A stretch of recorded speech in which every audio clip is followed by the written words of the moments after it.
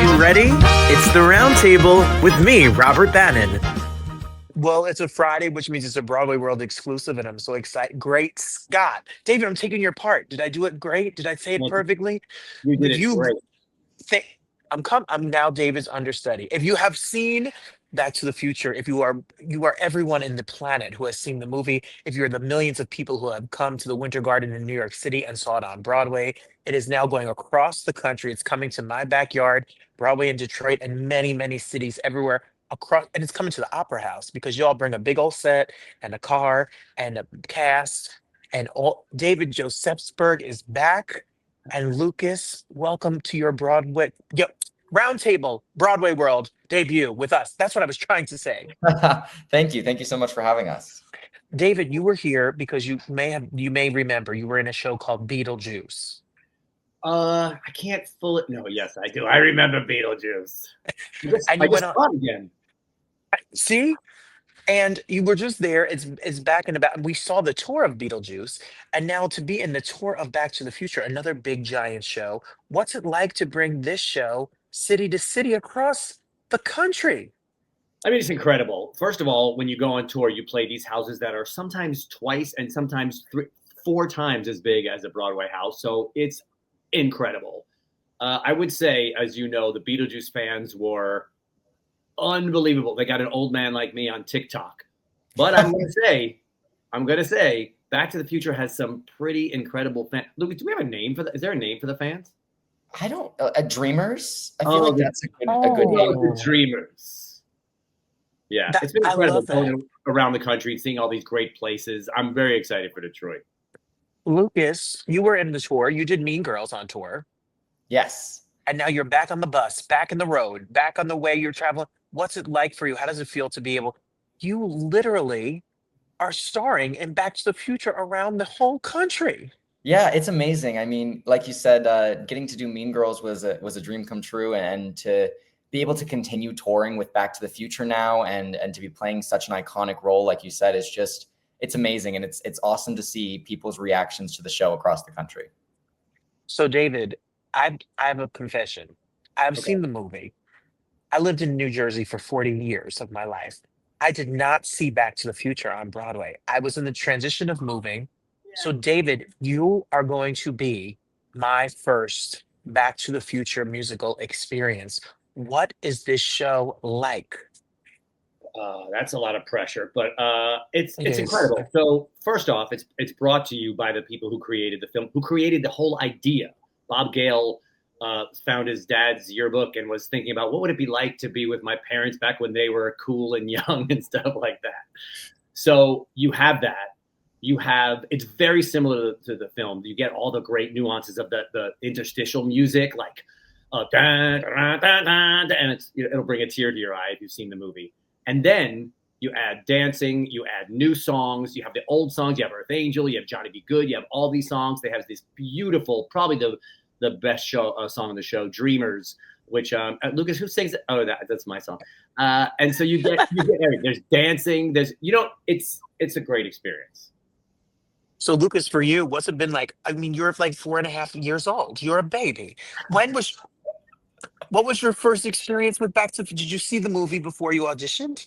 Yeah, absolutely. So my dad is a huge fan of the movie, and he wanted to show that to me and my sisters when we were young. So I watched it when I was young, and I loved it. I loved the action. I loved the adventure. I loved the time travel concept. And so when I saw it was on Broadway, I went and saw the show on Broadway, and I was just like, oh, I would love to play Marty. Like, it was just such a dream role for me.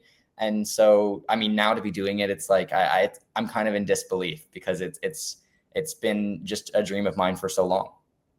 So incredible. David, how did this show come to you? Did you audition? Did they just send you offers now? How many Broadway shows have you done? I can't remember 11. And then no, so I was in Spamalot and that was closing. And then, so I've worked with John Rando many times before. And so I just took out my computer and said, hey, my friend, I hear. So in New York, I played Strickland, who covered Doc Brown. I forgot my name for a second. And so I got to go. long story short, he said, you can come in. I came in. I saw what Roger did. I basically copied as much of it as I possibly could. And they were like, oh, yeah, he's a poor man's Roger Bart. Let's give it to him. That's stupid. That's not. If you have to see David Josefsberg is an incredible actor, so funny, so incredibly good. Your timing is so good in everything that you have done. All 11 Broadway shows. Lucas, for you, what was your audition process? Do you remember what you sang? Did you have to sing from the show, or did you have to whip out a song from your book? Yeah, I mean, I'm similarly to David. I also started in a different role with Back to the Future. I was a swing, and I understudied Marty at the beginning of the tour. So I launched the tour as a swing, and then in January, they promoted me to Marty. But yeah, for my audition, I did Power of Love and Only a Matter of Time. Marty sung at the beginning, and then I think I sang Shooting Star by Bad Company at my very initial audition. So yeah, I love singing an 80s rock song at an audition. It's my favorite. So it was perfect for this. Oh, I love Power of Love. Shout out to Huey Lewis. I love that song so much. That's such it's a fun moment. While we're talking, everyone, Back to the Future, the link for the future dates, or go back in time, see the old dates, or whatever. Make sure you check them out. The links below us where we are right now. And my Detroit friends, we're moving from the Fisher across to the Detroit Opera House to fit this big monster show. Thousands and thousands of seats. Tickets are available. It's historic. It's gorgeous. It's an incredible place to see the show. Why you're going to the Opera House, David? Because I hear so much is made of the car and the set and the big cast. What is it? What is it that travels on the road? You must be a pretty big company. Oh gosh, yeah, everything. The car travels. The big sets travel. Like every single thing. Yeah, it's the same. So my wife saw the Broadway company and she saw this show and she said, I don't miss a thing. And except for the Opera House, I'll probably give a little more instead of like, I'm the architect. I'm going to go, I'm the architect of the content. You think that's a good idea or should I stick with what I do? Oh, I mean, do you get notes? Is your stage manager big on notes after the show? I don't take notes. No, yeah. See, it's part of his contract. You don't speak to me. You ask someone. No, of course I take notes, and I love it. I love it. You know, that is a fun thing. Like, you know, you get different audiences around the country, and you just got to try to find the nuances that I'm going to keep working until I'm done with this thing, and hopefully I'll keep doing that until I'm like 85 years old. Lucas, for you, see, is David like this all the time? Oh my gosh, it's amazing to work with him, and we always have fun. We have fun off stage, on stage. We sometimes struggle not to laugh at each other on stage just because of all the wacky, zany stuff we're doing. And yeah, I mean, I think that throughout the however many months we've been doing this together, we've gotten very close, and it's good to be able to do the show with somebody who kind of has that same kind of humor and wackiness. What do you have to say, David, about working with Lucas and what it's been like to be? Glad you asked. Oh, did we freeze? What happened? Are we good? No, you're here. Okay, I was going to say that they say that he says that I glaze him. I think that's what the kids say. Like I always am saying good thing, like saying how great he is. But did we lose me again? You guys keep freezing. I did. No, I'm not frozen. But he's incredible. His voice, he is the most solid, one of the most solid performers I've ever worked with. Like he's incredible. He's fun. He's willing to play, and he sings like an angel. Like a earth, Lucas, how sweet and wonderful that you guys are in this shebang together. But wait, Lucas, glaze him? Is that a real thing? Is that what young people say? You know, I think young people say it. I don't know if Like I a can donut? be trusted. I don't know if I can be trusted to know what the young people say either. But I do think that is a term that he's got young sons. He knows the terms. He knows the terminology. David has young. No kids. cap. No cap. No cap. See? Oh, now he's really on it. See, I learned the Detroit. Now, when you're in Detroit, there's a lot of new words that I've learned since I moved from New Jersey.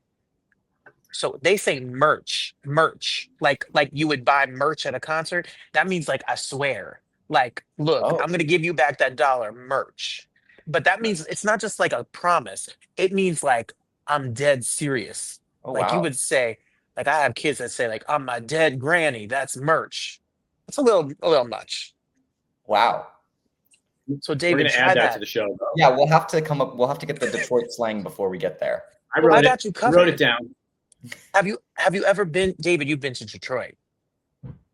Yeah. My first performance, I think, of my actual like major career was I understudied Marius, and I think the first time I went out was in The Fisher, and I think I got to go on for Marius for the first time, no rehearsals, and it was thrown on. It was really exciting. Lucas, did you tour to Detroit when you were with Mean Girls? I did not. I think I left the tour before we went to Detroit, but I'm excited to go for the first time. I'm excited to explore the city. Okay, Lucas. So when you're here, I'm gonna get you a Coney dog and a Fago soda and some better made potato chips. I'm Perfect. I'm gonna give you the full Detroit. I'm coming opening night. I'm bringing my family. Should I'm ready. I'm gonna be ready to clap and yell and hoot and holler, and then I'm gonna tell everyone around me that I know you both when the curtain call happens. This is what I'm gonna do. I'm so Good. excited. BroadwayInDetroit.com is where you can get your tickets. BroadwayInDetroit.com, get your tickets and come see the show. You guys are here for like a big chunk of time, like 2 weeks. Yes. Yeah. So you could come over. You want to wash clothes in my laundry machine? You might No, washing machine? we're there for Halloween, I think. I think if there's any fun Halloween happenings in Detroit, we need to be there. Well, Halloween is my birthday, so you just bring me a card full of money, and I will come to the show to collect it. Perfect, Perfect. David, for you, tell us a little bit about the other people that join you on the road in this cast. Maybe we don't have David. We've lost David. Lucas, why don't you tell us about the people who are joining you on the cast? Who are the amazing people you work with? Yeah, we've got some amazing cast members on tour with us. We've got Zan Barubi, who plays Lorraine. You may have seen her on tour with Six the Musical playing Anne Boleyn. She's incredible, and she's got one of the most like beautiful voices I've ever heard. And it's so fun to be able to do the scene with her. And she's got that Leah Thompson charm, just so right on. And, you know, we've got Mike Bindeman, who plays George. He brings such a lovable quality to George that I love. And I love doing scenes with Mike because, you know, it's wonderful to be in a scene with him and to act with him. It's a lot of fun. And David's back.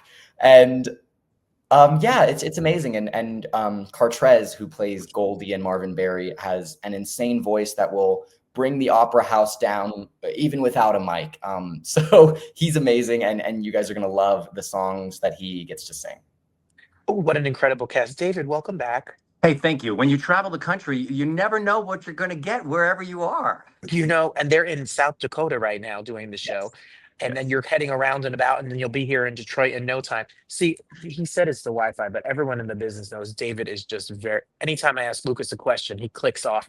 Yeah, He he doesn't want to hear refuses. my answers. I don't have to click up. I don't listen. I'm like, what's my line? What's the same way as we act in the show? I'm like, blah, blah, blah, blah, He's blah. like, when's Great it my shot. turn to talk? David, when you guys are on the road together, how do you travel? Is it a bus? Is it a plane? Like, what is life on the road for you, and how do you stay healthy to do this show every night?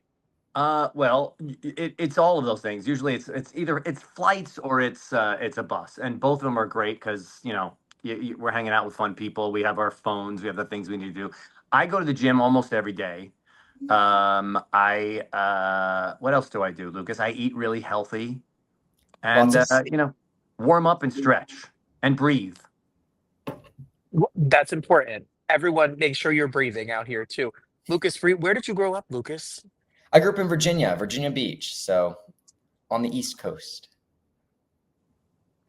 And when did you get the bug about this, about musical theater and everything? Oh my gosh, I mean, I think I've been doing it as long as I can remember. My older sister was involved in theater and drama, and so I think it was just one of those younger brother things. Oh my gosh, I've lost the lights. What are we doing here? We have no Wi-Fi. We have no Oh my lights. goodness. Where are they? Where How- are you all? Give me 1 second. No, please. It's like David. it's a spooky like Halloween thing that's happening right here. I think it's maybe Beetlejuice. Don't say it 3 times. So that's it. I'm gonna daylight come and be. Hey, David, do your kids get a kick out of being able to see you do what you do? This is a perfect lead. We did not plan this. This is a great leading question. It's something that I say all the time too. So yes, number one, they do. Number two, with this show specifically, so I have a 17-year-old and a 20-year-old. The 20-year-old came to the show in New York and was like, "Hey, Dad, do you think I can come back on the weekend and bring some friends?" And I was like, "You sure can, my friend." And then my younger son, who is 17, is now auditioning to go to musical theater programs all around the country. He was a baseball player until literally about 1 year ago. He was always, you know, involved, but now he's auditioning. I posted a video, and John Rando, the director of Back to the Future, said one day he can play Marty. Lucas, he's coming for you. I know he's coming for my job. He really is, and you know, I mean, he's incredible, and I love seeing all those videos of him singing. It's always so much fun. At least the one thing is he does have a ring light. That's all I'll say. I know. At least he's got lights in his apartment. Yeah. That's the first step to be in this business. Is you just need self-tape, ring light, and a Wi-Fi. Then you're good to go. So for all of us, who should get a ticket? Who should, Lucas? Who should get a ticket and come see this show? Who's it for? Oh my gosh, everyone. I mean, we love seeing all the different ages that love Back to the Future. You know, older people who were you know, young when the movie came out, and even young people now who this is their first experience seeing Back to the Future or seeing anything Back to the Future related. They've never seen the film, and so it's really incredible to be some of those younger kids' first Marty McFly, and then to also bring back that nostalgia for people who saw the movie and saw Michael J. Fox. I took that as a personal attack, David. He said the young people, and then he looked not at you or me. No. How dare you? So, David, who do you think? What's it like when you see young people out here dancing literally in the aisles? It must be something special. Yeah, it's incredible. You know, it's as I said before about so teenagers, my kids love it.